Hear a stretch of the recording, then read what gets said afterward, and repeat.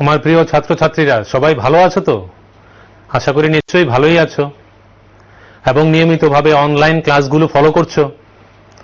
এটি অত্যন্ত প্রশংসনীয় উদ্যোগ যে এই বিষয়ে আমরা বলতে চাই যে বিদ্যালয় শিক্ষা দপ্তর এর উদ্যোগে যে আমরা প্রথম রেকর্ডেড ক্লাস দিয়ে শুরু করেছিলাম, পরবর্তী পর্যায়ে অনলাইন ক্লাস শুরু হলো সকল ছাত্রছাত্রীদের জন্য। এর পরবর্তী পর্যায়ে সপ্তাহে 2 দিন ইংলিশ মিডিয়াম স্টুডেন্টদের জন্য চালু হলো, ইংলিশ মিডিয়াম স্টুডেন্টদের জন্য ক্লাস শুরু হয়ে গেল এবং লেটেস্ট এডিশন হিসাবে যে কল সেন্টার চালু হয়েছে সেটাও তোমরা দেখেছো নিশ্চয়ই। তাহলে এত সব সুযোগ সুবিধা তোমরা যদি পর্যাপ্তভাবে ব্যবহার করো তাহলে নিশ্চয়ই এগুলো তোমাদের উপকারে আসবে আশা করি। তো যাই হোক, এটি অত্যন্ত প্রশংসনীয় উদ্যোগ।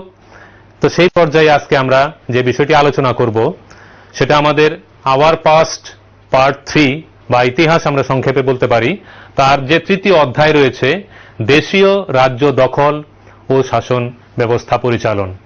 তার আগে আমরা গত অধ্যায়ে কি আলোচনা করেছিলাম যদি একটু আমরা রিক্যাপ করি তাহলে নিশ্চয়ই এটা তোমাদের সুবিধেই হবে। তাহলে তোমাদের নিশ্চয়ই এই অধ্যায়ের সঙ্গে সম্পর্ক স্থাপনে তোমাদের বিশেষ সুবিধা হবে।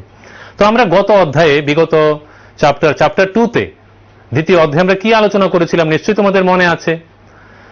এখানে যদি রবীন্দ্রনাথ ঠাকুরের সেই উক্তিটি, বিখ্যাত উক্তিটি যে বণিকের মানদণ্ড পরিণত হলো রাজদণ্ডে, তিনি এই কথাটা কেন বলেছেন তোমাদের নিশ্চয়ই জানা আছে। আমাদের দ্বিতীয় অধ্যায়ে যে বিষয়টি আলোচনা করা হয়েছে যে কিভাবে একটি বাণিজ্যিক সংস্থা ধীরে ধীরে তারা প্রশাসনিক ক্ষেত্রে হস্তক্ষেপ করতে আরম্ভ করলো, সেই বিষয়টা নিয়ে আমরা দ্বিতীয় অধ্যায়ে আলোচনা করেছি এবং তোমরা নিশ্চয়ই দেখেছো যে ভারতীয় শাসকদের সঙ্গে বিভিন্ন বিষয় নিয়ে কোম্পানির, ইস্ট ইন্ডিয়া কোম্পানির মতানৈক্য সৃষ্টি হয়েছিল। ঠিক আছে, তো যেমন কি বিষয়টা ছিল সেখানে, যেমন তারা এখানে দুর্গ নির্মাণ করতে শুরু করেছিল, এখানে টাকশাল নির্মাণের অনুমতি চাইছিল, তারা নবাবকে বিভিন্ন সময়ে আপত্তিজনক বা অসম্মানকর চিঠি লিখেছিল। তো এসব কারণে বাংলার নবাবের সঙ্গে তাদের মতদ্বৈধ সৃষ্টি হয় এবং তার পরিণতি হিসাবে পরবর্তী সময় আমরা দেখতে পাই সেই 1757 খ্রিস্টাব্দের পলাশীর যুদ্ধ, যে যুদ্ধে বাংলার সূর্য অস্তমিত হল, সিরাজউদ্দৌলা পরাজিত হলেন, নিহত হলেন এবং তার পরবর্তী পর্যায়ে যেটা আমরা দেখেছি যে 1764 খ্রিস্টাব্দে বক্সারের যুদ্ধ, সেখানে ত্রিশক্তি, আরো অনেক বড় শক্তি, ত্রিশক্তি মিলে কিন্তু সেই কোম্পানির সঙ্গে পেরে উঠতে পারল না।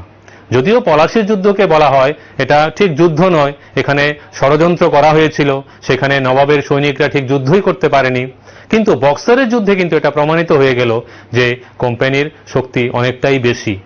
তো যাই হোক, এই সময়ে এর পরবর্তী পর্যায়ে অনেকটা কোম্পানির সিদ্ধান্তকে পরিবর্তন করতে হয়েছে এবং দেশীয় রাজ্যগুলো দখলের দিকে তারা বিশেষভাবে অগ্রসর হলেন।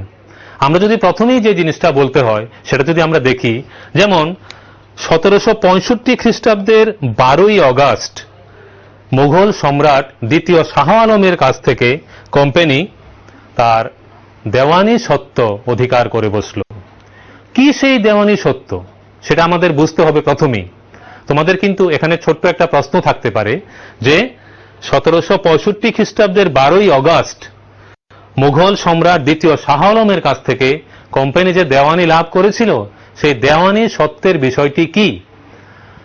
আবার এই প্রশ্নটাও থাকতে পারে, একের মানের প্রশ্ন থাকতে পারে যে কোম্পানি, ইস্ট ইন্ডিয়া কোম্পানি কবে শাহ আলমের কাছ থেকে দেওয়ানি সত্ত্ব লাভ করে। সেটা হবে 1765 খ্রিস্টাব্দের 12ই অগাস্ট। তাদের এই দেওয়ানি সত্ত্ব লাভ করা কোম্পানির শাসন ব্যবস্থা পরিচালনার ক্ষেত্রে বা অর্থনৈতিক ক্ষেত্রে একটি অত্যন্ত গুরুত্বপূর্ণ পদক্ষেপ তাদের দিক থেকে চিন্তা করলে, কারণ এর মধ্যে দিয়ে কোম্পানি কিন্তু ধীরে ধীরে সমগ্র বাংলার রাজস্ব আদায়ের অধিকার পেয়ে বসল। তো যখন তারা একটা বিশাল অঞ্চলের রাজস্ব আদায়ের অধিকারটা পেয়ে বসলো তখন বুঝতেই পারছো তাদের ক্ষমতাটা শুধুমাত্র অর্থনৈতিক পর্যায়ে না থেকে প্রশাসনিক পর্যায়ে কিভাবে বিস্তৃত হলো, সেই জিনিসটাই এখানে লক্ষণীয় বিষয়। এবং এটা মনে রাখতে হবে যে তারা কার কাছ থেকে সেই দেওয়ানি সত্ত্ব লাভ করলো, সেটা কিন্তু মুঘল সম্রাট দ্বিতীয় শাহ আলমের নিকট থেকে, মানে সর্বোচ্চ অধিনায়ক, সর্বোচ্চ শাসক তখন যিনি ছিলেন ভারতবর্ষের, তার থেকে তারা কিন্তু এই দেওয়ানি সত্ত্ব লাভ করলো। এবং এই দেওয়ানি সত্ত্ব লাভের ভিত্তিতে তারা বাংলার বিভিন্ন অঞ্চল থেকে রাজস্ব আদায়ের অনুমতি পেয়ে বসলো। এবং এটাই তাদেরকে এই দেশে প্রকৃতপক্ষে শাসনতান্ত্রিক ক্ষমতা বলো বা অর্থনৈতিক ক্ষমতা বলো আরো সক্রিয়ভাবে তাদের ভিত্তিপ্রস্তর স্থাপন করতে যথেষ্টভাবে সাহায্য করলো। এই দেওয়ানি সত্ত্ব লাভের ফলে তারা হয়ে গেল প্রধান অর্থনৈতিক শাসক। তারা বাংলায় প্রধান অর্থনৈতিক শাসক হিসেবে তারা নিজেদেরকে প্রতিষ্ঠা করতে পেরেছিল। তাহলে এই অর্থনৈতিক শাসক মানে বিষয়টি কি? মানে যত ধরনের অর্থনৈতিক কার্যকলাপ হবে এবং তার মূলে যে রাজস্ব আদায় হবে সেটা কিন্তু তার মূল অধিকারী থাকবে ইস্ট ইন্ডিয়া কোম্পানি। এর পূর্ববর্তী পর্যায়ে তারা কিন্তু এখান থেকে যত ধরনের কাঁচামাল কিনতো, সেটা মনে করো তুলা বা কার্পাস বা সিল্কের যে কাপড় চোপড়, বাট, এসব বিভিন্ন ধরনের কাঁচামাল এখান থেকে তারা ক্রয় করত। তখন কিন্তু তাদেরকে তাদের দেশ থেকে, ইংল্যান্ড থেকে স্বর্ণ, রূপা এসব এনে এখান থেকে তাদের দ্রব্যাদি ক্রয় করতে হতো। কারণ তখন ভারতবর্ষের গ্রামগুলো ছিল এক একটি স্বয়ংসম্পূর্ণ অর্থনৈতিক কেন্দ্র। আমাদের কিন্তু কোনো কিছুই বিদেশ থেকে কিনতে হতো না, প্রত্যেকটি গ্রাম স্বয়ংসম্পূর্ণ ছিল। এজন্য তারা এখান থেকে যেসব কাঁচামাল তারা ক্রয় করতেন, কোম্পানি এখান থেকে যেসব কাঁচামাল ক্রয় করত, যেমন বললাম যে যেমন পাট বা তুলা বা সিল্কের কাপড়, এসব তোমরা তো নিশ্চয়ই শুনে থাকবে যে আমাদের দেশের যেসব এসব কাঁচামালগুলো অত্যন্ত উন্নত মানের ছিল, বা সিল্কের কাপড় শুধু আমাদের দেশে নয়, ইংল্যান্ডে নয়, এটা পৃথিবী বিখ্যাত ছিল, এত উন্নত মানের ছিল। তো তারা এগুলো ক্রয় করার জন্য নিজেদের দেশ থেকে স্বর্ণ, রূপা এসব আনতেন, এসবের বিনিময়ে তারা এখানের কাঁচামালগুলো ক্রয় করতেন। কিন্তু পরবর্তী সময়ে তারা যখন দেওয়ানি লাভ করে বসলেন সেই 1765 খ্রিস্টাব্দে, তখন কিন্তু তাদের আর নিজের দেশ থেকে স্বর্ণ, রূপা তাদের এসব আনার কোনো প্রয়োজনই থাকলো না। এখানের রাজস্ব দ্বারাই তারা এখানের কাঁচামালগুলো ক্রয় করতে শুরু করলেন। তাহলে চিন্তা করে দেখো, সেই দেওয়ানি সত্ত্ব লাভ করা তাদের জন্য কতখানি সহায়ক হয়েছিল সেই কোম্পানির বাণিজ্য প্রসারের ক্ষেত্রে, ঠিক কিনা? তাহলে আমরা কি দেখলাম? কোম্পানি হয়ে বসলো প্রধান অর্থনৈতিক শাসক। বাংলার তৎকালীন সময়ে বাংলার প্রধান অর্থনৈতিক শাসক হয়ে বসলো ইস্ট ইন্ডিয়া কোম্পানি। এবং দ্রব্যাদি ক্রয় বিক্রয়ের ক্ষেত্রে তাদের অবাধ স্বাধীনতা ছিল। সেটা তোমরা আগেও দেখেছো যে ফারুকশিয়ার ফারমান, যেটা আমরা বিগত অধ্যায়ে আলোচনা করেছি, নিশ্চয়ই তোমাদের মনে আছে যে বিনা শুল্কে বাণিজ্য করার অধিকার তারা সেই ফারুকশিয়ারের ফারমান থেকে পেয়ে বসেছিল। এখন যেহেতু দেওয়ানি সত্ত্ব লাভ করলো, তাহলে সেই দেওয়ানি সত্ত্বের ফলে কি হলো? তারা এখান থেকে অনেক সস্তায়, অত্যন্ত অল্প মূল্যে, সামান্য মূল্যে তারা এখানের দ্রব্যাদি ক্রয় করার সুযোগ পেয়ে বসলো। এবং এখন তাদের এসব দ্রব্যাদি ক্রয় করার জন্য নিজেদের কোনো ব্যয় করতে হতো না, বরং এখানকার রাজস্ব দ্বারাই তারা এখানকার কাঁচামালগুলো ক্রয় করে তাদের বিদেশে রপ্তানি করত, ইংল্যান্ডে এবং ইউরোপীয় দেশগুলিতে তারা রপ্তানি করত। এভাবে তাদের বাণিজ্য ধীরে ধীরে অত্যন্ত বিশেষভাবে তাদের বাণিজ্য প্রসারিত হতে শুরু হলো। এরপর আমরা যেটা দেখব, এখানে কিন্তু আরেকটি গুরুত্বপূর্ণ বিষয় রয়েছে। সেই পলাশির যুদ্ধই বলো বা বক্সারের যুদ্ধই বলো, এই দুটি ঘটনা কোম্পানির নিকট কিন্তু শিক্ষণীয় বিষয় ছিল। তারা কিন্তু কোনো অবস্থাতেই চাইছিল না যে এখানকার যারা নেতৃস্থানীয় রয়েছেন এই দেশের, তাদের সঙ্গে বৈরিতা স্থাপন করে কোনো অবস্থাতেই তারা তাদের বাণিজ্য প্রসার বলো বা প্রশাসনিক সম্প্রসারণ বলো, এগুলো কোনো অবস্থাতেই তারা করতে পারবে না। এটা কিন্তু তারা ঠিকই বুঝে গিয়েছিল। তাহলে কি করতে হবে? তাহলে তাদেরকে অত্যন্ত সাবধানতার সঙ্গে অগ্রসর হতে হবে। বুঝতে পারছো আশা করি নিশ্চয় যে তাদের কেনই সাবধানতা অবলম্বন করা, কারণ বিগত দিনের ইতিহাস তাদের জানা রয়েছে। সেই বক্সারের যুদ্ধ বা পলাশির যুদ্ধ, বিভিন্ন সময়ে ভারতবাসীদের মধ্যে যে বিক্ষোভ দেখা দিয়েছিল, তাহলে তারা ওইভাবে বিষয়টাকে এগিয়ে না গিয়ে কিভাবে এদেশের যারা নেতৃস্থানীয় জমিদার বলো, নায়েব, গোমস্তা, যাদের অধীনে প্রচুর সংখ্যক প্রজারা ছিলেন এবং যাদের অধীনে প্রচুর পরিমাণে জমি ছিল, যা ছিল ভারতীয় রাজস্ব আদায়ের একমাত্র উপায়, তাহলে তাদের সঙ্গে তো নিশ্চয়ই দ্বন্দ্ব করে বা বৈরিতা স্থাপন করে কোনো অবস্থাতেই সেটা সম্ভব নয়। এজন্য কোম্পানি খুব সাবধানে অগ্রসর হচ্ছিল। এই সাবধানতার মূল কারণ কি? কারণ তারা চাইছিল না আরো কোনো বড় ধরনের বিদ্রোহ এখানে হোক। তাদের উদ্দেশ্য একটাই, যে বাণিজ্য সম্প্রসারণ, পাশাপাশি প্রশাসনিক ব্যবস্থায় তাদের হস্তক্ষেপ আনা। তাহলে এই প্রশাসনিক বিষয়ে হস্তক্ষেপ আনতে গেলে কি করতে হবে? নিশ্চয়ই এখানকার যারা নেতৃস্থানীয় ছিলেন, স্বয়ংসম্পন্ন যেসব জমিদার, গ্রামীণ মোড়লরা ছিলেন, তাদের সঙ্গে খুব ভালো সম্পর্ক স্থাপন করতে হবে। নিশ্চয়ই, ঠিক কিনা? তাহলে সেই গ্রামীণ মোড়ল, জমিদার, যাদের প্রচুর পরিমাণ সম্পত্তি ছিল, মানে ফসলের জমি ছিল, তাদের সঙ্গে তারা ঘনিষ্ঠ সম্পর্ক স্থাপনের চেষ্টা করলো এবং তারা গ্রামান্তরে গিয়ে গিয়ে সেখানে উপনিবেশ স্থাপন করার প্রচেষ্টায় রত থাকলো। তাহলে তাদের এই সাবধানতা অত্যন্ত যুক্তিসঙ্গত এবং আঞ্চলিক ক্ষমতাবানদের নিয়ন্ত্রণ করার তারা অত্যন্ত গুরুত্বপূর্ণ সিদ্ধান্ত নিয়েছিল যে আঞ্চলিক যারা ক্ষমতাবান, যেমন বললাম যে জমিদার বলো বা নায়েব, গোমস্তা, যারাই ছিলেন অত্যন্ত প্রভাবশালী প্রত্যন্ত অঞ্চলগুলিতে, গ্রামাঞ্চলে যেখানে যারা প্রভাবশালী ছিলেন, যারা অর্থনৈতিক দিক থেকে স্বয়ংসম্পূর্ণ ছিলেন, যাদের প্রচুর পরিমাণ ফসলের জমি ছিল, তাদের সঙ্গে নিশ্চয়ই কোম্পানির বৈরিতা স্থাপন করা চলে না। তাহলে আঞ্চলিক ক্ষমতাবানদের নিয়ন্ত্রণ করা ছিল তাদের আরেকটি অত্যন্ত গুরুত্বপূর্ণ উদ্দেশ্য এবং এভাবেই তাদের সেই প্রশাসনিক শাসন ব্যবস্থা পরিচালনার জন্য তারা ধীরে ধীরে অগ্রসর হতে থাকলো। এখানে যে মূল বিষয়টা আমাদের মনে রাখতে হবে, কোম্পানি 1765 খ্রিস্টাব্দের 12ই অগাস্ট দেওয়ানি সত্ত্ব লাভ করলো ঠিকই, কিন্তু তারা যে একটি বাণিজ্যিক সংস্থা ইস্ট ইন্ডিয়া কোম্পানি, তাদের সেই কোম্পানির মানসিকতা বা অর্থনৈতিক ক্ষমতা লাভের, অধিকতর মুনাফা অর্জনের যে মানসিকতা, সেটা কিন্তু পরিবর্তন হয়নি।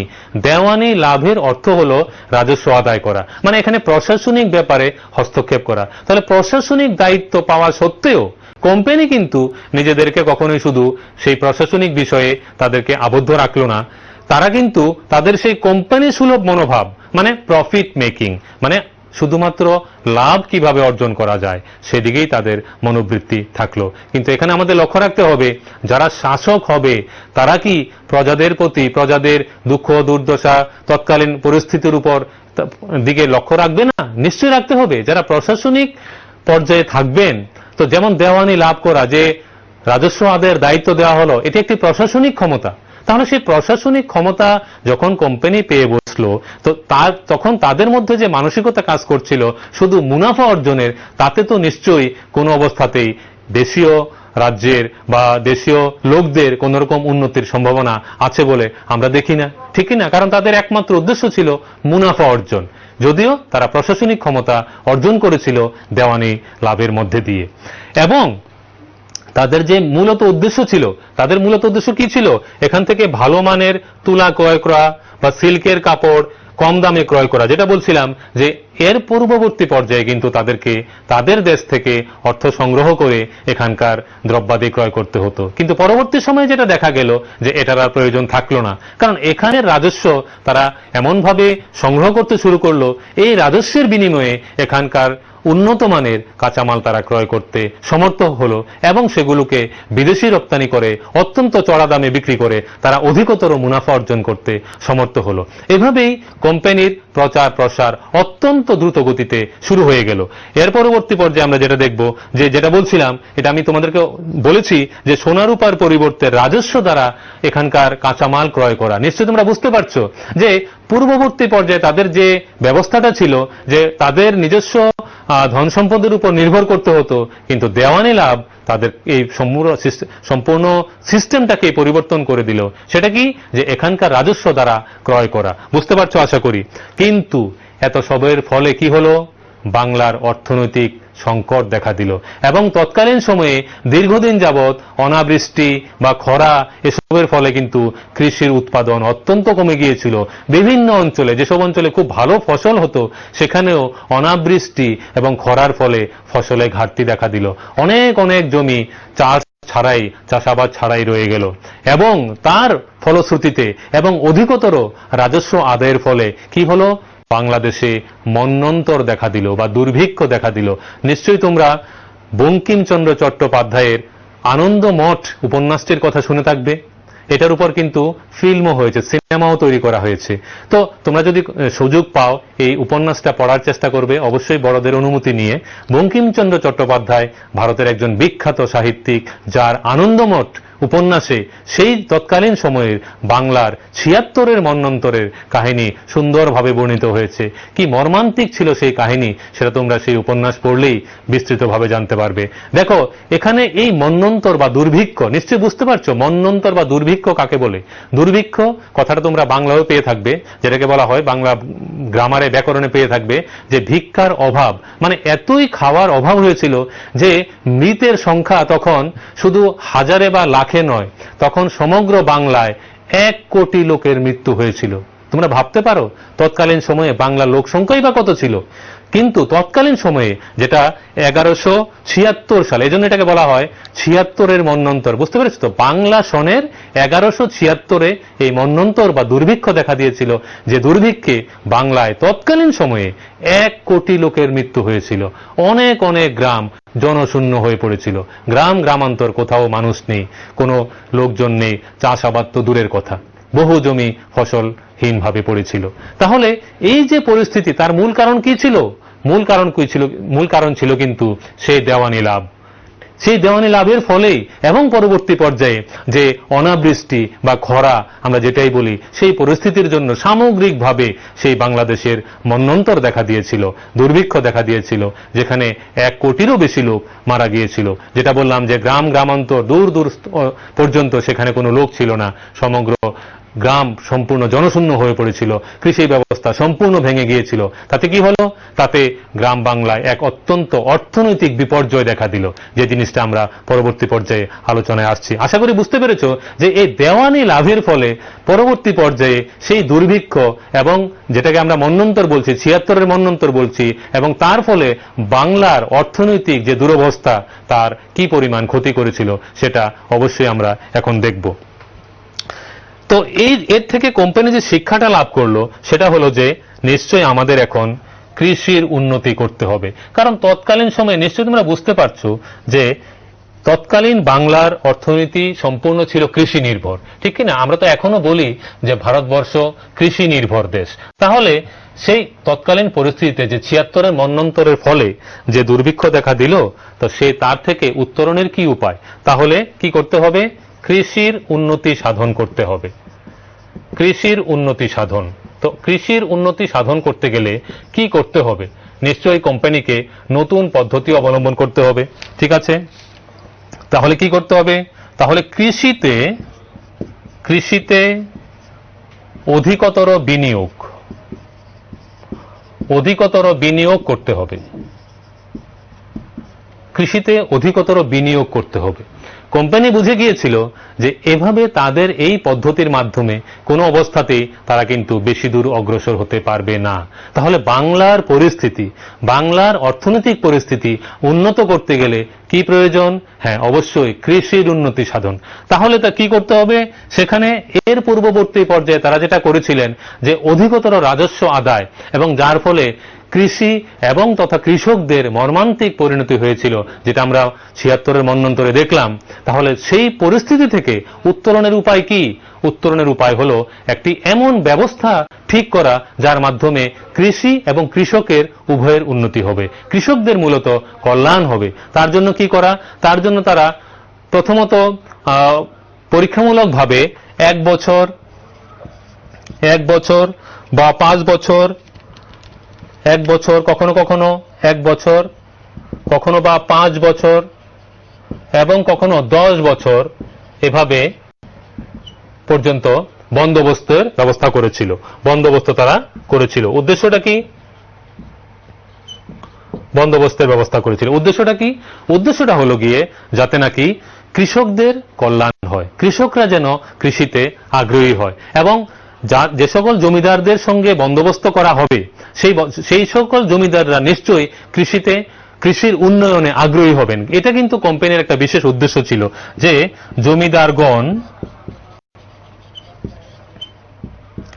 জমিদারগণ কৃষিতে আগ্রহী হবেন। জমিদারগণ কৃষিতে আগ্রহী হবেন। কারণ জমিদাররা যদি কৃষির উন্নয়নে আগ্রহী না হন তাহলে কিন্তু কোনো অবস্থাতে রাজস্ব বৃদ্ধির আর উপায় থাকলো না। কারণ যে পরিমাণ লোক বাংলাদেশে মৃত্যু হয়েছিল, যেটা আমরা আগেই বলেছি যে 1 কোটি লোকের মৃত্যু হয়েছিল, তাহলে সেই কৃষি ব্যবস্থার উন্নতির জন্য নিশ্চয়ই জমিদারদেরকেই এগিয়ে আসতে হবে। তাহলে এই জমিদাররা যাতে আগ্রহী হয় এজন্য কোম্পানি কি করলো, প্রথমত পরীক্ষামূলকভাবে 1 বছর, কোন সময় 5 বছর বা কখনো 10 বছর, এভাবে তারা বিভিন্ন পরিকল্পনা নিতে শুরু করলেন, যার আলটিমেটলি মানে সম্পূর্ণভাবে পরবর্তী পর্যায়ে যেটা উদ্দেশ্য ছিল সেটা হচ্ছে চিরস্থায়ী বন্দোবস্ত, যেটাকে বলা হয় পার্মানেন্ট সেটেলমেন্ট। এখন আমরা সেই জিনিসটাই দেখি যে চিরস্থায়ী বন্দোবস্তের করা হলো, বন্দোবস্ত পলিসি নেওয়া হলো। চিরস্থায়ী বন্দোবস্ত যেটা আমরা দেখব, চিরস্থায়ী বন্দোবস্ত যেটা 1793 সালে যেটা বাংলায় সংগঠিত হয়েছিল, সেই চিরস্থায়ী বন্দোবস্তের কি উদ্দেশ্য ছিল?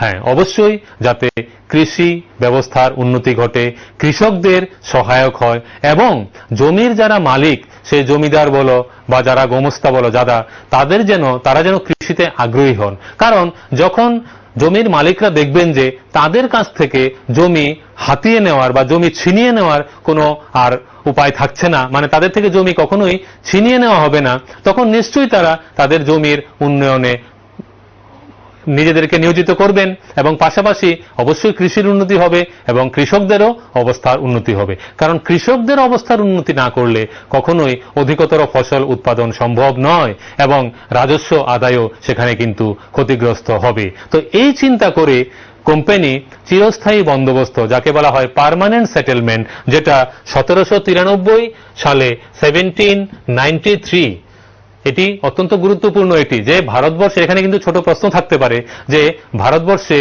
বা বাংলায় কখন চিরস্থায়ী বন্দোবস্ত বা পার্মানেন্ট সেটেলমেন্ট ইন্ট্রোডিউস হয়েছিল, শুরু করা হয়েছিল, সেটি হবে 1793 খ্রিস্টাব্দে।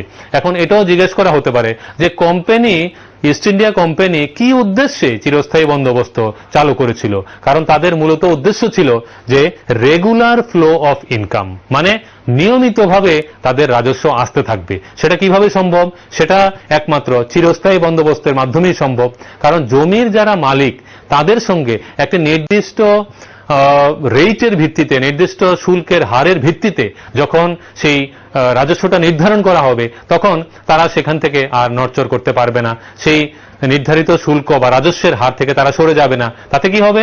তাতে নিশ্চয়ই কোম্পানি যে রেগুলার ফ্লো অফ ইনকামের কথা চিন্তা করছে, মানে প্রতিনিয়ত তাদের একটা বাৎসরিক খাজনা আসতে থাকবে, সেটা তারা নিশ্চয়ই পেয়ে যাবে। তাহলে এই যে পরিস্থিতি, সেটা জন্যই তারা সেই পরিস্থিতিটাকে নিশ্চিত করার জন্য, রেগুলার ফ্লো অফ ইনকামকে নিশ্চিত করার জন্য তারা কিন্তু 1793 সালে সেই চিরস্থায়ী বন্দোবস্ত বা যাকে বলা হয় পার্মানেন্ট সেটেলমেন্ট, সেটা ইন্ট্রোডিউস করলো। এবং এখানের যে মূল বৈশিষ্ট্য সেটা কি, এটাও থাকতে পারে প্রশ্নের মধ্যে, যে চিরস্থায়ী বন্দোবস্তের মূল বৈশিষ্ট্য কি। সেই মূল বৈশিষ্ট্য বলতে গেলে, সংক্ষেপে বলতে গেলে আমাদের বলতে হয় যে এখানে রাজস্বের হার থাকবে নির্ধারিত, ফিক্সড। এটাকে কখনোই পরবর্তী সময়ে পরিবর্তিত করা যাবে না, যে পরবর্তী সময়ে আরো বেশি হারে রাজস্ব নেওয়া হবে, এমন নয়। জমিদারদের সঙ্গে চুক্তি হবে, বন্দোবস্ত হবে, তাদের যে পরিমাণ জমি আছে সেই ফসলের জমির উপর নির্ধারিত হবে যে বাৎসরিক কি পরিমাণ রাজস্ব তাদেরকে দিতে হবে।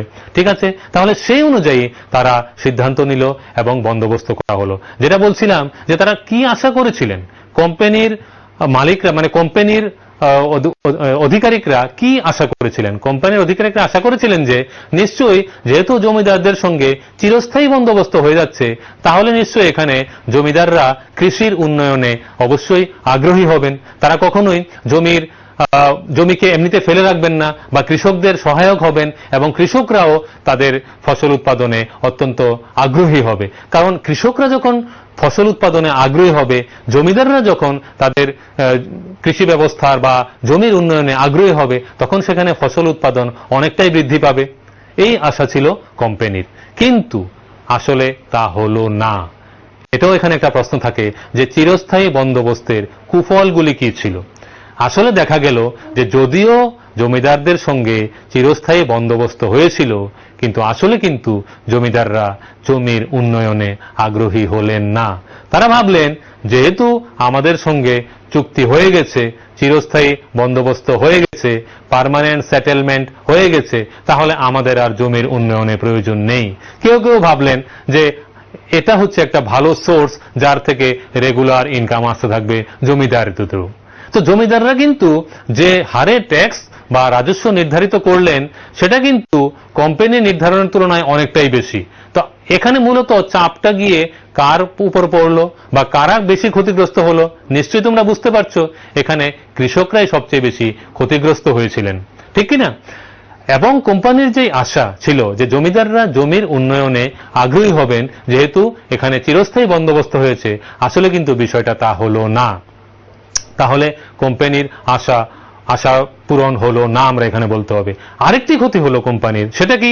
সেটা পরবর্তী সময়ে কিন্তু এই পরিস্থিতির উন্নতি হলো, যেটা আমরা দেখেছি ৭৬-এর মন্বন্তরের সময়ে যে দুর্ভিক্ষ ছিল, যে মহামারী ছিল, যে অনাবৃষ্টি খরা ছিল, যে কারণে বাংলার অর্থনীতি সম্পূর্ণ ভেঙে পড়েছিল, কৃষি ব্যবস্থা সম্পূর্ণভাবে ধ্বংস হয়ে গিয়েছিল, সেই পরিস্থিতি কিন্তু সেখানে থাকলো না।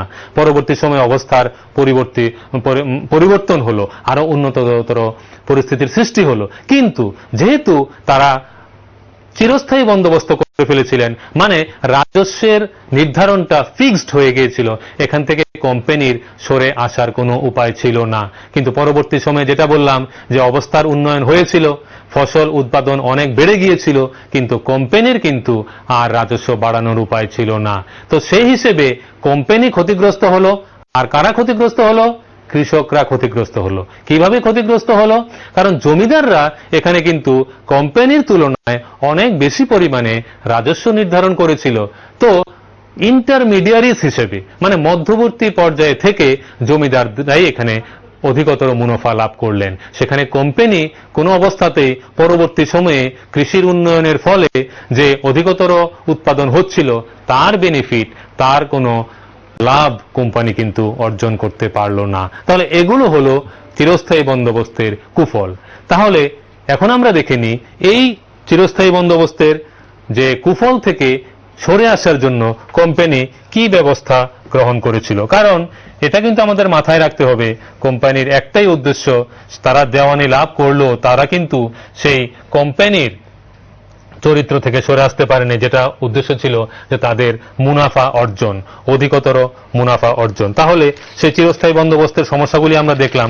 এখন আমরা দেখব যে কিভাবে অন্য একটি নতুন পদ্ধতির মাধ্যমে কোম্পানি চাইছিল সেই চিরস্থায়ী বন্দোবস্তের কুফলগুলি থেকে নিজেদেরকে উত্তরণ করা যায়। তাহলে একটি নতুন পদ্ধতি আমরা সেখানে দেখব। সেই নতুন পদ্ধতিটা কি দেখি তো আমরা একটু আলোচনায়। একটি নতুন পদ্ধতি কোম্পানি শুরু করতে যাচ্ছিল, সেটার নাম হলো গিয়ে মহলওয়ারি সিস্টেম। একটি নতুন পদ্ধতি যার নাম তোমরা নিশ্চয়ই তোমাদের বইয়ের আলোচনায় দেখেছো, একটি নতুন পদ্ধতি যার নাম দেওয়া হচ্ছে মহলওয়ারি ব্যবস্থা। এই মহলওয়ারি ব্যবস্থাটা কি? মহল বলতে এখানে বোঝা যাচ্ছে একটি অঞ্চল যেখান থেকে রাজস্ব আদায় করা হতো, মানে সম্পূর্ণ অঞ্চলটিকে কতগুলো ছোট ছোট অংশে বিভক্ত করা, যেগুলোকে নাম দেওয়া হয়েছিল মহল। সেই মহল থেকেই মহলওয়ারি ব্যবস্থা। এখানে যিনি এটি চালু করেছিলেন তিনি হচ্ছেন হল্ট ম্যাকেনজি। এই নামটা তোমাদের মনে রাখতে হবে, হল্ট ম্যাকেনজি, ঠিক আছে? হল্ট ম্যাকেনজি এই মহলওয়ারি ব্যবস্থা চালু করেন, ঠিক আছে? এটি তোমাদের মনে রাখতে হবে। এটার উপর অনেক সময় প্রশ্ন থাকে, ছোট প্রশ্ন থাকতে পারে যে মহলওয়ারি ব্যবস্থাটি, মহলওয়ারি সিস্টেম যেটাকে বলছি, এটি কে চালু করেন ভারতবর্ষে? এটি চালু করেন হল্ট ম্যাকেনজি, ঠিক আছে? উদ্দেশ্য কি ছিল? উদ্দেশ্য ছিল সেই চিরস্থায়ী বন্দোবস্তের যে ক্ষতিকারক দিকগুলো, যেভাবে কোম্পানি ক্ষতিগ্রস্ত হচ্ছিল চিরস্থায়ী বন্দোবস্তের ফলে, সেটা তো আমরা দেখলাম। নিশ্চয়ই বুঝতে পেরেছো যে পরবর্তী সময়ে কিন্তু অবস্থার উন্নতি ঘটে, কৃষির উন্নতি ঘটে, কিন্তু যেহেতু বন্দোবস্ত ছিল চিরস্থায়ী, যেটাকে বলা হয় পার্মানেন্ট সেটেলমেন্ট, মানে রাজস্বের যে নির্ধারণ, রাজস্বের যে হার, সেটা ছিল ফিক্সড। সেখান থেকে কোম্পানির সরে আসার কোনো রাস্তা ছিল না। তাহলে এখানে তো কোম্পানির ক্ষতি হচ্ছিল, কোম্পানি ক্ষতিগ্রস্ত হচ্ছিল। তো সেখান থেকে উত্তরণের কি উপায়? সেখান থেকে উত্তরণের উপায় হিসেবেই এই মাহালওয়ারি ব্যবস্থা বা মাহালওয়ারি সিস্টেম যেটাকে বলা হয় সেটা ইন্ট্রোডিউস করেছিলেন, শুরু করেছিলেন কে? Halt McKenzie. যেটা বললাম ছোট প্রশ্ন, একের মানের প্রশ্ন থাকতে পারে। তোমরা নিশ্চয়ই খাতা কলম নিয়ে বসেছ নিশ্চয়ই, তাহলে এই প্রশ্নটাও লিখে রাখতে পারো যে ভারতবর্ষে কে মাহালওয়ারি ব্যবস্থা চালু করেন? তাহলে কে হবে? তিনি হচ্ছেন হল্ট ম্যাকেনজি। আচ্ছা, এটার কি সিস্টেম ছিল? এটা মূলত উত্তর ভারতে মূলত চালু করা হয়। এটা উত্তর ভারতে প্রথমত উত্তর ভারতে শুরু করা হয় এটা। সেখানে দেখা হলো সেই উত্তর ভারতে কিন্তু গ্রামগুলো ছিল এক একটি স্বয়ং সম্পূর্ণ অর্থনৈতিক কেন্দ্র। তাদের কারোর উপরেই কোনোভাবে নির্ভর করতে হতো না। অর্থনৈতিক দিক থেকে প্রত্যেকটি গ্রাম ছিল স্বয়ংসম্পূর্ণ এবং এই গ্রামগুলোকে যদি রাজস্ব অর্জনের জন্য সঠিকভাবে নিয়োজিত করা যায় তাহলে তারা কোম্পানি বুঝতে পেরেছিল তাহলে তাদের আর কোনো চিন্তা থাকবে না। তারা নিশ্চয়ই নিশ্চিত রূপে তারা একটা রেগুলার ফ্লো অফ ইনকাম, যেটা আমরা বারে বারে বলছি যে কোম্পানির একটাই উদ্দেশ্য ছিল রেগুলার ফ্লো অফ ইনকাম। তারা চাইছিল নিশ্চিতভাবে এখানে, কারণ একটি কোম্পানি পরিচালনা করা বা যে সকল কর্মচারীরা রয়েছেন তাদের বেতন বলো বা বিভিন্ন কাঁচামাল ক্রয়ের ক্ষেত্রে যে খরচ বলো, এসবের জন্য তাদের প্রচুর পরিমাণ অর্থের প্রয়োজন ছিল। পাশাপাশি তাদেরকে তাদের সৈন্য, অস্ত্রশস্ত্র এসবের জন্য তাদের অনেক ব্যয় করতে হতো। তো এই পুরো ব্যবস্থাটা পরিচালনা করার জন্য কোম্পানির শাসন ব্যবস্থা পরিচালনা করার জন্য যে ব্যয়ের প্রয়োজন হতো সেটা তারা কি করে অর্জন করবে? সেটা অর্জন করার জন্য তাদের একটা ভালো পরিমাণ রাজস্ব আদায়ের প্রয়োজন ছিল। কিন্তু চিরস্থায়ী বন্দোবস্তের মাধ্যমে যেটা আশা করা হয়েছিল সেটা তো হলো না। তাহলে কি করতে হবে? তাহলে সেখান থেকে উত্তরণের উপায় হিসেবেই সেই মাহালওয়ারি ব্যবস্থা চালু করা হলো। যেটা বললাম, প্রথমত উত্তর ভারতে গ্রামগুলোকে যে স্বয়ংসম্পূর্ণ অর্থনৈতিক কেন্দ্র ছিল সেগুলোকে টার্গেট করা হলো, সেগুলোকে ধরা হলো যে এখান থেকে আমাদের নিশ্চয়ই রেগুলার ফ্লো অফ ইনকাম আমরা পেয়ে যাব। তাহলে কিভাবে হবে? সেটা উত্তর ভারতে শুরু করা হলো এবং তার মাধ্যমে দেখা গেল যে প্রতিটি জমির ক্ষেত্রে আপেক্ষিকভাবে তারা রাজস্ব আদায়ের ব্যবস্থা করলো। এই আপেক্ষিক রাজস্ব আদায়ের বিষয়টা কি সেটা আমাদের একটু বুঝে নিতে হবে। যেমন মনে করো, নিশ্চয়ই তোমরা বুঝে থাকবে যে সকল অঞ্চলে, যেমন আমাদের ত্রিপুরা রাজ্যে সকল জায়গায় কি সমান পরিমাণ ফসল উৎপাদিত হয়? নিশ্চয়ই নয়, ঠিক কিনা? কোনো কোনো জায়গায় খুব ভালো ফসল হয়, কোনো কোনো জায়গায় হয়তো অনেকটা কম হয়, কারণ এটা মাটির কোয়ালিটির উপর নির্ভর করবে, নাকি সয়েল কোয়ালিটি যেটাকে বলা হয়। সব জায়গায় মাটির উৎপাদন শক্তি তো সমান নয়, তোমরা নিশ্চয়ই বিজ্ঞানে বিষয়টা পড়ে থাকবে। তাহলে জমির উৎপাদন ক্ষমতার উপর নির্ভর করে বা জল সেচের ব্যবস্থা কোথায় কেমন রয়েছে তার উপর নির্ভর করে সেখানে রাজস্ব নির্ধারিত হবে। তাহলে এই যে আপেক্ষিক রাজস্ব নির্ধারণের বিষয়টি একটি অত্যন্ত গুরুত্বপূর্ণ বিষয়। এটিও একটা তোমরা গুরুত্বপূর্ণ পয়েন্ট হিসেবে লিখতে পারো মাহালওয়ারি ব্যবস্থা, যে আপেক্ষিক রাজস্ব নির্ধারণ বিষয়টা আমরা কি বললাম? আপেক্ষিক রাজস্ব নির্ধারণ করা এটা অত্যন্ত সময়োপযোগী একটা চিন্তাধারা ছিল, আপেক্ষিক রাজস্ব নির্ধারণ করা। এবং গ্রামের ক্ষেত্রে সার্বিকভাবে রাজস্ব আদায়ের ব্যবস্থা করা এবং সেই রাজস্ব আদায় এবং কোম্পানিকে প্রদানের দায়িত্ব ছিল গ্রামের মোড়লদের। যদিও ভাবতে পারো যে ব্যাপারটা তো একই থাকছে, কিন্তু সেই আপেক্ষিক রাজস্ব আদায়ের বিষয়টা কিন্তু এর পূর্ববর্তী ব্যবস্থায় ছিল না। তাহলে এখানে আমরা বলতে পারি হয়তো কিছুটা হলেও সেটা কৃষকদের সহায়ক হয়েছিল। কারণ যদি সকল অঞ্চলে একইভাবে রাজস্ব নির্ধারিত হয় তাহলে কি হবে? তাহলে কোনো কোনো জায়গায় রাজস্ব হয়তো ফসল অত্যন্ত কম উৎপাদিত হচ্ছে কিন্তু কৃষকদেরকে অনেক বেশি পরিমাণে রাজস্ব দিতে হচ্ছে, সেখানে তাদের উপর অত্যন্ত চাপ পড়ে যাচ্ছিল।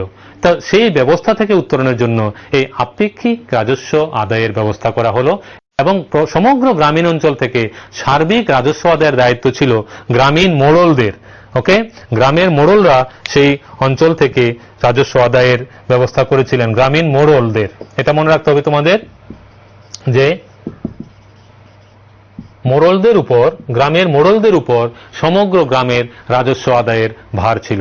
তারা সমগ্র গ্রাম থেকে রাজস্ব আদায় করে কোম্পানিকে দেওয়ার ব্যবস্থা করেছিলেন। তাহলে এই যে আমরা মহলওয়ারি ব্যবস্থা দেখলাম, যেখানে গ্রামগুলোকে এক একটি স্বয়ংসম্পূর্ণ অর্থনৈতিক কেন্দ্র হিসাবে দেখা হচ্ছিল মূলত উত্তর ভারতে, তাহলে এর মাধ্যমে কোম্পানি নিশ্চিত করতে চেয়েছিল তাদের রেগুলার ফ্লো অফ ইনকাম, মানে একটা নির্দিষ্ট হারে সারা বছর ধরে তাদের কাছে রাজস্ব আসতে থাকবে, যাতে তাদের কোম্পানির শাসন ব্যবস্থা পরিচালনায় কোনো ধরনের ব্যাঘাত না ঘটে এবং তাদের যে ব্যবসায়িক প্রতিষ্ঠানগুলো পরিচালনার ক্ষেত্রে বা এখান থেকে কাঁচামাল ক্রয়ের ক্ষেত্রে কখনোই ব্যাঘাত সৃষ্টি হবে না। এই ছিল তাদের মূল উদ্দেশ্য। কিন্তু তারও কিছু কিছু ব্যাঘাত দেখা দিল, তারও কিছু কিছু মানে ত্রুটি ধরা পড়লো। তখন পরবর্তী সময়ে আরেকটি পদ্ধতি চালু করা হলো, যেটার নাম হলো মনরো সিস্টেম। আমরা এই আলোচনায় দেখব এখন যে আরেকটি নতুন পদ্ধতি যেটি চালু করা হলো সেটা হচ্ছে থমাস মনরো যেটা চালু করেছিলেন, এটার নাম হলো মনরো নীতি। এই বিষয়টা তোমাদের একটু জেনে নিতে হবে। সেই মনরো নীতিটা কি আমরা একটু দেখে নিই। যেটি চালু করেছিলেন থমাস মনরো, তো তার নাম অনুযায়ী এই পদ্ধতিটার নাম করা হলো মনরো নীতি। ঠিক আছে, এটি মূলত চালু করা হয়েছিল দক্ষিণ ভারতে। এই বিষয়গুলো তোমাদের, এই পয়েন্টগুলো তোমাদের মনে রাখতে হবে। দক্ষিণ ভারতে মূলত এই মনরো নীতিটি চালু হয়েছিল। সেখানে আবার অন্যরকম সিস্টেম ছিল। মানে উত্তর ভারতে আমরা যেটা দেখলাম যে প্রথাগতভাবে বা বংশ পরম্পরায় সেখানে জমিদারি ব্যবস্থা ছিল, জমিদারদের হাতে প্রথাগতভাবে পরম্পরাগতভাবে সেখানে জমিদাররা ছিলেন। কিন্তু দক্ষিণ ভারতে কিন্তু সেই প্রথাগত জমিদারি ব্যবস্থা ছিল না, এটা মনে রাখতে হবে। প্রথাগত জমিদারি সেখানে অনুপস্থিত ছিল, প্রথাগত জমিদারি সেখানে অনুপস্থিত ছিল। তাহলে সেখানে কি করতে হবে? সেখানে কিন্তু জমিদারদের সঙ্গে আর রাজস্ব বিষয়ে সম্পর্ক নির্ধারণ করা বা চুক্তি করা সেটা সম্ভব ছিল না, বা সেটার উদ্দেশ্যও ছিল না। সেখানে কি উদ্দেশ্য ছিল? তার উদ্দেশ্য ছিল সেখানে অন্যভাবে সেটাকে সরাসরি যারা কৃষির উৎপাদন করছে তাদের সঙ্গে সেটা স্থাপন করা, যেটাকে বলা হচ্ছে যে রায়তওয়ারি সিস্টেম। এই পদ্ধতিটার নাম দেওয়া হচ্ছে রায়তওয়ারি। এটা তোমাদের মনে রাখতে হবে, রায়তওয়ারি ব্যবস্থা। এই মনরো সিস্টেমটাকে আমরা বলতে পারি রায়তওয়ারি ব্যবস্থা, রায়তওয়ারি সিস্টেম। অ্যাকচুয়ালি কিন্তু এটা প্রথম চালু করেছিলেন আলেকজান্ডার রিড। এই নামটা তোমাদের মনে রাখতে হবে অবশ্যই। আলেকজান্ডার রিড তিনি পরীক্ষামূলকভাবে এটি প্রথম তিনি চালু করেন এবং সেটি মূলত দক্ষিণ ভারতে টিপু সুলতানের নাম তোমরা নিশ্চয়ই শুনেছ, হায়দার আলী, টিপু সুলতান। সেই টিপু সুলতান থেকে যে ঋত রাজ্যগুলো, টিপু সুলতানের অধীনস্থ যে রাজ্যগুলো ছিল, সেগুলো কোম্পানি যুদ্ধের মাধ্যমে অধিগ্রহণ করে নিয়েছিল। তাহলে সেই রাজ্যগুলির উপর থেকেই সেই মনরো ব্যবস্থা বা রায়তওয়ারি সিস্টেমটা চালু করেছিল। এবং যেটা বলেছি যে প্রথম এটি কে শুরু করেন? এটি প্রথম অ্যাকচুয়ালি শুরু করেন আলেকজান্ডার রিড। পরবর্তী সময়ে থমাস মনরো এটিকে আরো বিস্তৃতভাবে সেটাকে পদক্ষেপ নেন এবং সেটাকে অনেকটা সাকসেসফুল করেন কিন্তু থমাস মনরো। এজন্যই এই পদ্ধতিটির নাম দেওয়া হয় Munro system.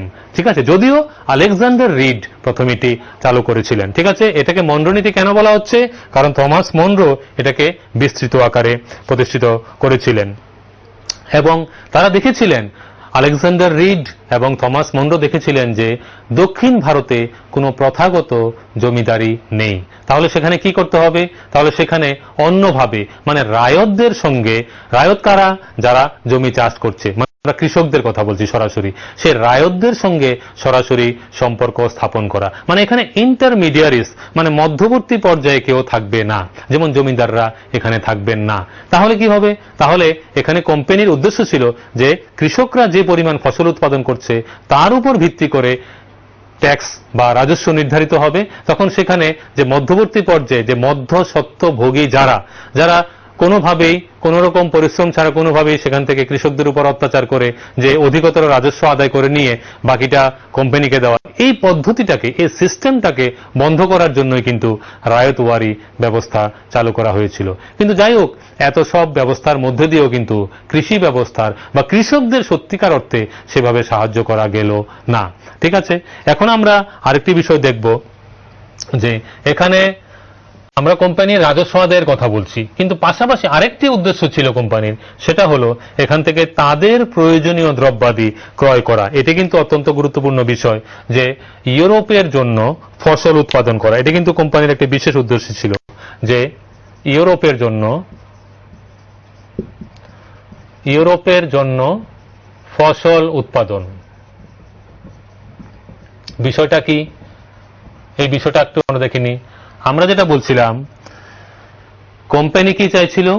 Regular flow of income by means of tax, মানে রেভিনিউ, রাজস্বের মাধ্যমে কোম্পানি একটি নিয়মিতভাবে, বাৎসরিক নিয়মিতভাবে একটি তারা রাজস্ব আদায়ের ব্যবস্থা করছিল বা রাজস্ব চাইছিল তারা। পাশাপাশি তাদের আরেকটি উদ্দেশ্য ছিল, তাদের যে প্রয়োজনীয় ফসলগুলো বিদেশে রপ্তানি করতে হতো সেগুলো এই দেশে ফলিয়ে নেওয়া, খুব কম খরচে এগুলো এখানে উৎপাদন করা এবং বিদেশে রপ্তানি করা। সেগুলো কি কি?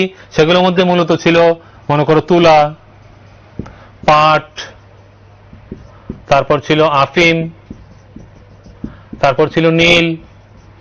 এই যে এ সকল ফসলগুলো তারা এদেশে খুব সহজে কৃষকদের মাধ্যমে উৎপাদিত করে এবং নামমাত্র মূল্যে ক্রয় করে বিদেশে, মানে ইংল্যান্ড বা ইউরোপিয়ান কান্ট্রিগুলিতে, ইউরোপীয় দেশগুলিতে সেখানে সরবরাহ করাই ছিল তাদের উদ্দেশ্য। তাহলে এখানে দেখো, দুটো উদ্দেশ্যের কথা আমাদের মনে রাখতে হবে। একটি হলো যে রাজস্বের উপায়ে নিয়মিত একটি রোজগারের ব্যবস্থা করা, তাদের প্রশাসনিক অর্থনৈতিক কাজকর্ম পরিচালনা করার জন্য। পাশাপাশি তাদের যে ফসলগুলো বিদেশে অত্যন্ত ডিমান্ড ছিল, অত্যন্ত গুরুত্বপূর্ণ ছিল, সেগুলোকে এখানে ফলিয়ে নেওয়া। তো আমরা যেমন দেখতে পাই, যেমন বাংলায় তারা বুঝতে পেরেছিল যে কোন অঞ্চলগুলিতে কোন ফসলগুলো ভালো উৎপাদিত হয়, সেভাবে তারা টার্গেট করেছিল। তাহলে বাংলায় পাট উৎপাদন অত্যন্ত ভালো হতো, তাহলে বাংলায় সেই পাট উৎপাদনে তারা গুরুত্ব দিয়েছিল। তারপর মনে করো মাদ্রাজে চাল উৎপাদনের উপর বিশেষ গুরুত্ব দেওয়া হয়। তারপর মনে করো ছিল এখানে নীল উৎপাদন, তারপর পাশাপাশি আরো বিভিন্ন ধরনের ফসল তারা এখানে উৎপাদন করতে শুরু করে, যার ফলে তাদের বাণিজ্য অনেকটাই সম্প্রসারিত হয়ে পড়ে। তাহলে এ সকল ফসল উৎপাদনের মধ্যে দিয়ে তারা কিন্তু তাদের অর্থনৈতিক ব্যবস্থাটাকে অনেকটাই উন্নত করে ফেলতে পেরেছিল। পাশাপাশি এখন আমরা যে জিনিসটা দেখব যে এখানে তারা যে ফসলটার উপর সবচেয়ে বেশি গুরুত্ব দিতে শুরু করলো পরবর্তী পর্যায়ে, সেটা হলো নীল চাষ। ঠিক আছে, সে নীল চাষের উপর কেন গুরুত্ব দেওয়া হলো? কারণ দেখা গেল একটা সময়ে, তোমরা নিশ্চয়ই শুনে থাকবে, ইন্ডাস্ট্রিয়াল রিভলিউশন বা শিল্প বিপ্লবের কথা তোমরা নিশ্চয়ই শুনে থাকবে। ইংল্যান্ডে যে শিল্প বিপ্লব চলছিল সেখানে মূলত কিন্তু শুরু হয়েছিল সেটা মানে টেক্সটাইল ইন্ডাস্ট্রি যাকে বলা হয়, বা বস্ত্র শিল্প উন্নয়নের উপর। ঠিক আছে, বস্ত্র শিল্পের সেখানে প্রচার প্রসার চলছিল এবং বস্ত্র শিল্পের প্রসারের জন্য সেখানে কিন্তু ভারতীয় নীলের খুব ডিমান্ড ছিল। সে ভারতীয় ইন্ডিয়ান ইন্ডিগো যেটাকে বলা হয়, হ্যাঁ, সেই ভারতীয় নীল খুব উন্নত মানের ছিল। এবং এর পাশাপাশি আরেকটি ফসল যেটা ইউরোপীয় দেশগুলিতে উৎপাদিত হতো, কিন্তু সেটা কিন্তু অতটা ভালো ছিল না, সেটা ছিল ওড, WOAD বা ওড বলা হয় এটাকে। এই ওড যে ফসলটা, সেটা কিন্তু অত উন্নত মানের ছিল না। তার থেকে যে রংটা আসতো সেটা কিন্তু অত্যন্ত উজ্জ্বল নীল রকমের ছিল না, উজ্জ্বল নীল ছিল না, এটা অনেকটা বেগুনি বা হালকা নীল জাতীয় ছিল। তাহলে যারা বস্ত্র প্রস্তুতকারক কোম্পানিগুলির কিন্তু ভারতীয় নীলটাই সবচেয়ে বেশি পছন্দ ছিল। কিন্তু সমস্যা হলো গিয়ে ইউরোপের যারা ওড উৎপাদনকারী, ওড মানে পাশাপাশি একটা রং বলতে পারি আমরা, ওড এক ধরনের উদ্ভিদ যার থেকে এমন একটা রং তৈরি হয় যেটা নীল, মানে আমাদের যে ভারতীয় ইন্ডিগো যেটাকে বলা হয়, সেই নীল থেকে যে রংটা হবে, নীল গাছ থেকে যে রংটা হবে, তার থেকে কিন্তু অনেকটাই মানে অনুন্নত পর্যায়ের, অত ব্রাইট ব্লু না, অত উন্নত নীল না, বা একটা বেগুনি ধরনের, এমন ধরনের একটা ফ্যাকাশে কালার হতো। কিন্তু যাই হোক, তা দিয়ে চলছিল। তো এখন যেহেতু ভারতবর্ষের নীলের এতটা ডিমান্ড ছিল, এতটা চাহিদা ছিল, সেখানে ওড প্রস্তুতকারকরা কিন্তু সমস্যায় পড়ে গেলেন, চিন্তায় পড়ে গেলেন। তখন তারা ইউরোপীয় শাসকদের উপর চাপ সৃষ্টি করতে লাগলেন যে ভারতীয় নীল আমদানি করার উপরে কিন্তু বাধা নিষেধ আরোপ করতে হবে। তারা বিভিন্নভাবে ইউরোপীয় বিভিন্ন শাসকদের উপর তারা চাপ সৃষ্টি করতে লাগলেন যে কোনোভাবেই ভারতীয় নীল আমাদের এখানে আসা চলবে না, কারণ তাহলে কি হবে, তাহলে ওড উৎপাদন ব্যাহত হবে। কিন্তু অন্য দিক দিয়ে চিন্তা করতে গেলে যারা বস্ত্র শিল্প উৎপাদনের মালিক যারা বা বস্ত্র শিল্প প্রস্তুতকারক যারা, বস্ত্র প্রস্তুতকারক যারা, তারা কিন্তু ভারতীয় নীলটাকেই প্রেফার করছিলেন, পছন্দ করছিলেন বেশি বেশি। তো যাই হোক, সেখানে দেখা গেল ভারতীয় নীলের ডিমান্ডটা যেহেতু বেড়ে গেল, তাহলে এখানে কি করতে হবে, তাহলে সেই নীলটা এখানে উৎপাদিত করতে হবে, কারণ ভারতের মাটিতে নীল খুব বেশি ভালো খুব উন্নত হতো। এইখানকার জলবায়ু বলো বা এখানকার মাটি নীল চাষের জন্য অত্যন্ত উপযুক্ত ছিল এবং সেটা তারা জেনে গিয়েছিল। কিন্তু সমস্যা হলো গিয়ে যে ভারতীয় কৃষকরা কিন্তু সেই নীল চাষে বেশি আগ্রহী ছিলেন না, কারণ নীল গাছ যেখানে হতো সেগুলো ছিল অত্যন্ত উর্বর জমিতে। নীল গাছ কিন্তু উন্নত জমিতে করতে হবে, যেখানে মূলত ধান চাষ হতো। আর নীল যেসব জমিতে যদি একবার নীল চাষ করা হয়, নীল গাছের যে শিকড় তা কিন্তু মাটির উর্বরতা শক্তিটাকে সম্পূর্ণ শুষে নিত এবং যেখানে পরবর্তী সময়ে আর ধান চাষ করা সম্ভবপর ছিল না। তাহলে নিশ্চয়ই বুঝতে পারছো যে ভারতীয় কৃষকরা কিন্তু নীল চাষে বেশি আগ্রহ ছিল না। আরো একটি কারণ হলো যে এই নীল চাষের মাধ্যমে কিন্তু কৃষকদের অবস্থার বেশি উন্নত হওয়ার সম্ভাবনা ছিল না, কারণ তাদেরকে অত্যন্ত নামমাত্র মূল্যে সেই নীল বিক্রি করতে হতো। এখন আমরা দেখে নিই এই যে নীল চাষের উৎপাদন মানে ব্যবস্থাটা কিভাবে ছিল। সেই নীল চাষ পদ্ধতি কিন্তু আমরা দেখে নিই। এখন নীল চাষ ছিল, নীল চাষের বিষয়টা কিন্তু দুভাবে ছিল, ঠিক আছে। নীল চাষের পদ্ধতিটা কিন্তু দুরকম ছিল। সেটা হচ্ছে, একটা হচ্ছে নিজ পদ্ধতি, আরেকটা হলো গিয়ে রায়তি পদ্ধতি। নিজ পদ্ধতি, হ্যাঁ, কেউ লাইনে আছো? হ্যালো হ্যালো হ্যালো, হ্যাঁ স্যার, হ্যাঁ আমি রাজবীর বলছি। হ্যাঁ, বলো বলো। স্যার মনোরণিকটা আবার বুঝলেন না। মনরো সিস্টেমটা, আচ্ছা ঠিক আছে, তুমি নিয়মিত ক্লাসগুলি ফলো করছো, আমি খুব খুশি। তো যাই হোক, তুমি যেহেতু জিজ্ঞেস করেছো তাহলে আমি একটু দেখে যাচ্ছি যে মনরো সিস্টেমটা সেটা আসলে চালু করেছিলেন হল্ট ম্যাকেনজি। এই নামটা তোমাদের এখানে ছোট ছোট বিষয়গুলো প্রশ্ন থাকতে পারে মনরো সিস্টেমের উপরে। সরি, হল্ট ম্যাকেনজি চালু করেছিলেন মহলবাড়ি সিস্টেম, আমি ভুল বললাম। মনরো নীতিটা চালু করেছিলেন আলেকজান্ডার রিড এবং পরবর্তী সময়ে থমাস মনরো এটাকে আরো বিস্তৃত আকার দিয়েছিলেন এবং এটি মূলত দক্ষিণ ভারতের উপর ভিত্তি করে প্রতিষ্ঠিত হয়েছিল, যেখানে দেখা গিয়েছিল সেখানে কোনো প্রথাগত জমিদারি ছিল না।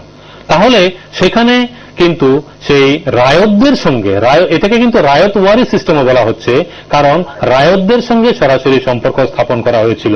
এখানে কোম্পানির উদ্দেশ্যটা কি ছিল, যে নিশ্চয়ই তাদের রেগুলার ফ্লো অফ ইনকামটা হবে, তারা নিশ্চয়ই রাজস্বটা পাবে, পাশাপাশি কিন্তু তারা রায়তদের মানে কৃষকদেরও অবস্থার উন্নতি চাইছিলেন, কারণ কৃষকরা যখন তাদের কাজে আগ্রহী হবে এবং তাদের উপর যদি অতটা প্রেসার না পড়ে, তাহলে সেক্ষেত্রে কিন্তু তারা কৃষিকাজে অত্যন্ত উন্নতি মানে তারা আগ্রহী হবে।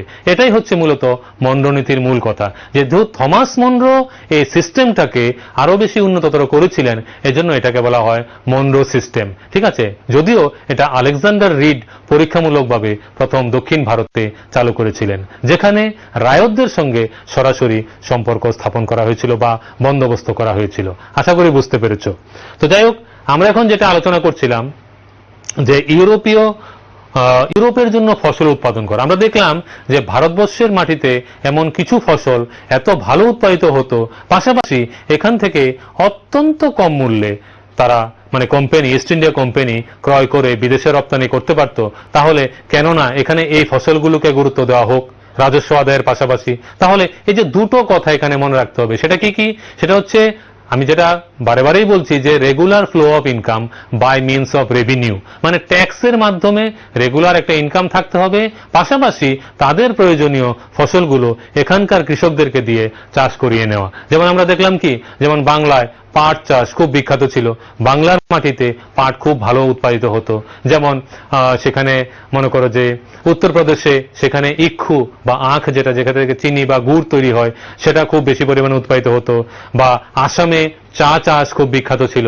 তোমরা এখনো দেখে থাকবে আসামে প্রচুর পরিমাণে চা বাগান রয়েছে। তো সেটা কিন্তু শুরু হয়েছিল সেই কোম্পানি আমল থেকেই। তো এসব ফসলগুলো এখানে বিশেষভাবে উৎপাদিত হতো। তো যাই হোক, তার মধ্যে এ সকল ফসলের মধ্যে যেটিকে সবচেয়ে বেশি গুরুত্ব দেওয়া হলো সেটা হলো নীল চাষ। কেন আমরা বলছি? কারণ তখন ইংল্যান্ডে এবং ইউরোপের বিভিন্ন স্থানে শিল্প বিপ্লব শুরু হয়ে গেছে। সেই শিল্প বিপ্লবটা কি? সেটার মাধ্যমে মূলত বস্ত্র শিল্পের উন্নয়ন সংঘটিত করা, পাশাপাশি অন্যান্য শিল্পও ছিল, কিন্তু বস্ত্র শিল্পের জন্য যে মূল জিনিসটির প্রয়োজন ছিল, মানে কাপড় রং করার জন্য, সেটা ছিল ইন্ডিগো বা নীল, যেটাকে বলা হয়। নীল এক জাতীয় গাছ, সেটা অ্যাকচুয়ালি বিষাক্ত গাছ, সেটা কোনো খাওয়া যায় না। সেটা থেকে যে রং উৎপাদিত হয় সেটা বস্ত্র শিল্পে বা কাপড় রং করার কাজে ব্যবহার করা হতো। এবং সেই ভারতীয় নীল কিন্তু অত্যন্ত উন্নত, মানে অত্যন্ত উজ্জ্বল রং এটা থেকে সৃষ্টি করা যেত, তৈরি করা হতো। ঠিক আছে? তো পাশাপাশি ইউরোপীয় কোনো কোনো দেশে যে ওড, মানে নীলের মতোই পাশাপাশি একটা রং ওড যেটাকে বলা হয়। হ্যাঁ, কেউ লাইনে আছো? হ্যালো হ্যালো হ্যালো, কেউ কি লাইনে আছো? আচ্ছা, লাইনটা বোধহয় ডিস্টার্ব হচ্ছে। তো যাই হোক, আমরা যেটা আলোচনা করছিলাম যে ওড চাষের জন্য কিন্তু সেখানে ইউরোপে একটা বিশেষ প্রতিযোগিতা চলছিল। কিন্তু তার সঙ্গে যে আরো প্রতিযোগিতা এসে গেল সেটা হলো ভারতীয় নীল চাষের ক্ষেত্রে। তাহলে বুঝতে পারছো যে ভারত থেকে নীল আমদানির বিষয়টাকে ইউরোপে কিন্তু একটা ভয়ের চোখে দেখছিলেন ওড উৎপাদনকারীরা। তারা কিন্তু ইউরোপীয় শাসকদের দ্বারা ভারত থেকে নীল রপ্তানির ক্ষেত্রে বাধা প্রদান করার সর্বতোভাবে চেষ্টা করছিলেন, কারণ তাহলে তাদের ওড উৎপাদন ব্যাহত হবে। নিশ্চয়ই বুঝতে পারছো। কিন্তু যারা বস্ত্র উৎপাদনকারী, যারা মানে বস্ত্র শিল্পের প্রসারকারী যারা ছিলেন, তারা কিন্তু ভারতীয় নীলটাকেই বেশি পছন্দ করতেন এর উজ্জ্বল রঙের জন্য। তো যাই হোক, এখন আমরা দেখি সেই নীল চাষ আমাদের এখানে কিভাবে হতো। সেই নীল চাষ এখানে মূলত দুভাবে হতো। সেটা হচ্ছে একটা নিজ চাষ ব্যবস্থা, আরেকটাকে বলা হয় রায়তি চাষ ব্যবস্থা। রায়তি চাষ, ঠিক আছে? একটা হলো নিজ চাষ, আরেকটাকে বলা হয় রায়তি চাষ। ওকে, নিজ কাল্টিভেশন বা রায়তি কাল্টিভেশন। এই যে নিজ চাষ বিষয়টা কি, মানে নিজস্ব জমিতে নীল চাষ করা। কিন্তু এখানে সমস্যাটা হলো কি, এই নীল চাষ করতে গেলে প্রচুর পরিমাণে শ্রমিক, নাঙল, যেমন এখানে আমাদের বইয়ে যে আলোচনাটা আছে, যেটা দেওয়া হয়েছে যে মনে করো 1000 বিঘা জমিতে নীল চাষ করতে গেলে সেখানে প্রায় 2000 নাঙলের প্রয়োজন ছিল। কিন্তু এত পরিমাণ নাঙল জোগাড় করা বা কৃষকদেরকে জোগাড় করা সেটা কিন্তু সহজসাধ্য বিষয় ছিল না। কেন? কারণ এখানে যেটা দেখা গেল যে মানে বেশিরভাগ সময় কৃষকরা কিন্তু বিশেষভাবে ধান চাষে ব্যস্ত থাকতেন। তাহলে ধান চাষ বাদ দিয়ে কিভাবে তারা সেখানে নীল চাষে উদ্যোগী হবেন? আবার যেটা বলছিলাম যে প্রচুর পরিমাণে নাঙল বা প্রচুর পরিমাণে কৃষকদের প্রয়োজন, তাহলে তার দ্বারা কিন্তু কোনো অবস্থাতেই নীল চাষের উন্নয়ন সম্ভব ছিল না। এটি একটি বাধাজনক পরিস্থিতি ছিল নীল চাষের জন্য। ঠিক আছে? আবার রায়তি চাষ মানে অন্যের জমি থেকে মানে ভাড়া নিয়ে বা যেভাবে হোক সেভাবে যে চাষ ব্যবস্থা ছিল সেটাও। কিন্তু এখানে যে আমাদের মূল কথাটা যেটা মনে রাখতে হবে, কৃষকরা কিন্তু কোনো অবস্থাতেই নীল চাষে আগ্রহী ছিলেন না। তারা কিন্তু মানে কি বলবো যে ধান চাষে বেশি আগ্রহী ছিলেন। তো যাই হোক, এর পরবর্তী পর্যায়ে যেটা দেখা গেল যে বিভিন্নভাবে যারা নীলকর চাষিরা, যারা নীলকর, তারা কিন্তু বিভিন্নভাবে এখানে নীল চাষের জন্য ব্যতিব্যস্ত হয়ে উঠল। তারা অত্যন্ত প্রচার প্রসার শুরু করলো। তাদের নিজস্ব ব্যবস্থা থেকে সরে এসে এখানে দেখলো যে নীল চাষ অত্যন্ত লাভজনক, এই জন্য তারা এখানে নীল চাষের জন্য তারা অত্যন্ত উদ্যোগী হলো। কিন্তু এখানের কৃষকরা কোনো অবস্থাতেই নীল চাষে আগ্রহী ছিল না। পরবর্তী সময়ে যেটা নীল বিদ্রোহের রূপ ধারণ করে, তোমরা নিশ্চয়ই দীনবন্ধু মিত্রের নাম শুনে থাকবে। তিনি একটি বিখ্যাত উপন্যাস রচনা করেছিলেন যেটার নাম হচ্ছে নীল দর্পণ। সেই নীল দর্পণে দেখানো হয়েছে সেই নীল বিদ্রোহের বিষয়গুলো। বিভিন্ন সময়ে গ্রামীণ কৃষকরা সকল লোকেরা মিলে সেই নীল চাষিদের বিরুদ্ধে এখানে প্রতিবাদ করেছে, বিদ্রোহ হয়েছে এবং পরবর্তী সময়ে দেখা গেল যে সেই কোম্পানি ভিন্নতর ব্যবস্থা নিতে বাধ্য হয়েছে, ব্রিটিশ সরকার ভিন্নতর ব্যবস্থা নিতে বাধ্য হয়েছিল। কারণ এভাবে কৃষকদের সঙ্গে বৈরিতা স্থাপন করে কোনো অবস্থাতেই কোম্পানির যে মূল উদ্দেশ্য যে রাজস্ব আদায় করা সেটা কোনোভাবেই সম্ভব না। তাহলে এখানে একজন যিনি হ্যাসলি ইডেন ছিলেন তিনি কিন্তু সেটার ব্যবস্থা নিলেন যে এখানে কোনো অবস্থাতেই আর নীল চাষ করা যাবে না। তিনি এখানে হ্যাসলি ইডেন ওনার নাম, তিনি সেখান থেকে সরে আসলেন। তিনি বললেন যে না, এখানে নীল চাষের জন্য কৃষকদেরকে আর কোনো অবস্থাতেই বাধ্য করা যাবে না। তাহলে কি করতে হবে? তাহলে সেখানে নীল চাষ বন্ধ করতে হবে, কৃষকদেরকে কোনো অবস্থাতেই নীল চাষে বাধ্য করা যাবে না। তো এখান থেকে সরে আসলেন এবং পরবর্তী সময়ে সেই নীল চাষের আর প্রয়োজনীয়তা থাকলো না। কারণ যেটা দেখা গেল যে কেমিক্যাল ইন্ডিগো মানে কেমিক্যাল ব্লু কালার অলরেডি তখন ইনভেন্ট হয়ে গেছে, মানে নীল রংটা সেটা আবিষ্কার হয়ে গেছে। কেমিক্যাল উপায়ে মানে রাসায়নিক পদ্ধতিতে নীল চাষ করা যেত, তাহলে সেখানে আর এটার প্রয়োজন থাকলো না। ধীরে ধীরে সেই নীল চাষের প্রয়োজনীয়তাটাই উঠে গেল। তো যাই হোক, আমরা মোটামুটি আলোচনা শেষ পর্যায়ে চলে এসেছি। এখন আমরা কি কি আলোচনা করলাম একটু দেখে নিই। আমরা যে প্রথমত পর্যায়ে আমরা যেটা দেখেছি যে এখানে কিভাবে ইস্ট ইন্ডিয়া কোম্পানি তাদের নিজস্ব আধিপত্য বিস্তার করতে সম্ভবপর হয়েছিল। তারা মূলত যদিও ব্যবসায়ী প্রতিষ্ঠান ছিল, কিন্তু তারা এখানে প্রশাসনিক ক্ষেত্রে অত্যন্ত প্রভাব বিস্তার করতে তারা সমর্থ হয়েছিল। এবং দ্বিতীয় পর্যায়ে আমরা দেখেছি তারা বিভিন্ন পদ্ধতির মাধ্যমে রেগুলার ফ্লো অফ ইনকাম যেটাকে বলা হচ্ছে মানে রাজস্ব আদায়ের জন্য তারা ব্যতিব্যস্ত হয়ে পড়ল। এবং তার প্রাথমিক পর্যায় হিসাবে যেটাকে বলা হচ্ছে পার্মানেন্ট সেটেলমেন্ট বা চিরস্থায়ী বন্দোবস্ত, তার ব্যবস্থা তারা করলো। যদিও প্রাথমিক পর্যায়ে 1 বছর বা 5 বছর বা 10 বছরের জন্য কন্ট্রাক্ট করা হতো, বন্দোবস্ত করা হতো, পরবর্তী সময়ে সেটাকেই চিরস্থায়ী বন্দোবস্তের রূপ দেওয়া হলো। এখন এখান থেকে তোমাদের কিছু গুরুত্বপূর্ণ প্রশ্ন থাকতে পারে যে চিরস্থায়ী বন্দোবস্ত কবে ভারতবর্ষে চালু হয়েছিল? সেটা 1793 সালে। আর এই চিরস্থায়ী বন্দোবস্তের কোম্পানির কি কি আশা ছিল, যে কোম্পানি কি আশা করেছিল যে চিরস্থায়ী বন্দোবস্তের ফলে হবে, কিন্তু যদিও সেই কোম্পানির আশা পূরণ হলো না, তাদের মূলত উদ্দেশ্য ছিল যে জমিদারদের সঙ্গে যখন চিরস্থায়ী বন্দোবস্ত করা হবে তখন নিশ্চয়ই জমিদাররা জমির উন্নয়নে আগ্রহী হবেন, কিন্তু বাস্তবে সেটা হলো না, রাজস্ব উৎপাদন বাড়লো না। ঠিক আছে। আর আরো কুফল দেখা গেল কি, যেহেতু বন্দোবস্ত ছিল চিরস্থায়ী, তো পরবর্তী সময়ে যখন কৃষির উন্নতি ঘটলো, অধিকতর ফসল উৎপাদন হতে শুরু করলো, আসলে কিন্তু কোম্পানি তার থেকে কোনো বেনিফিট পেল না। তাহলে এভাবে চিরস্থায়ী বন্দোবস্তের কুফলগুলি আমরা দেখলাম। তো এই চিরস্থায়ী বন্দোবস্ত থেকে সরে আসার জন্য আরো কতগুলি ব্যবস্থা পরবর্তী সময়ে নেওয়া হয়েছে, যেটাকে আমরা দেখেছি রায়তওয়ারি সিস্টেম বা মাহেলওয়ারি সিস্টেম। এসব বিষয়গুলি তোমরা দেখে থাকবে। তো এগুলোর উপরে শর্ট নোট লেখা বা সংক্ষিপ্ত টিকা লেখাও আসতে পারে, বা কে চালু করেছিলেন এসব ব্যাপারও আসতে পারে। বা মাহেল মানে কি?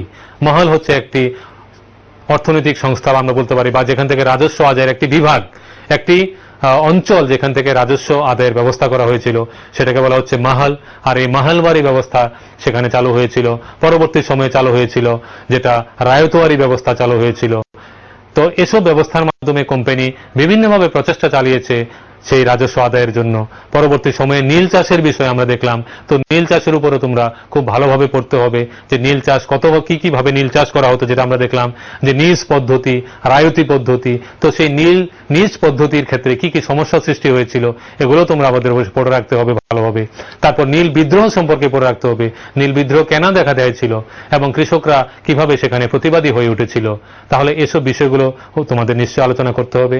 আশা করি বুঝতে পেরেছো। তো এটার উপর ভালোভাবে প্রশ্ন উত্তর তৈরি করে নিলে তোমাদের পরীক্ষার প্রস্তুতির জন্য সহায়ক হবে এই আশা রাখছি।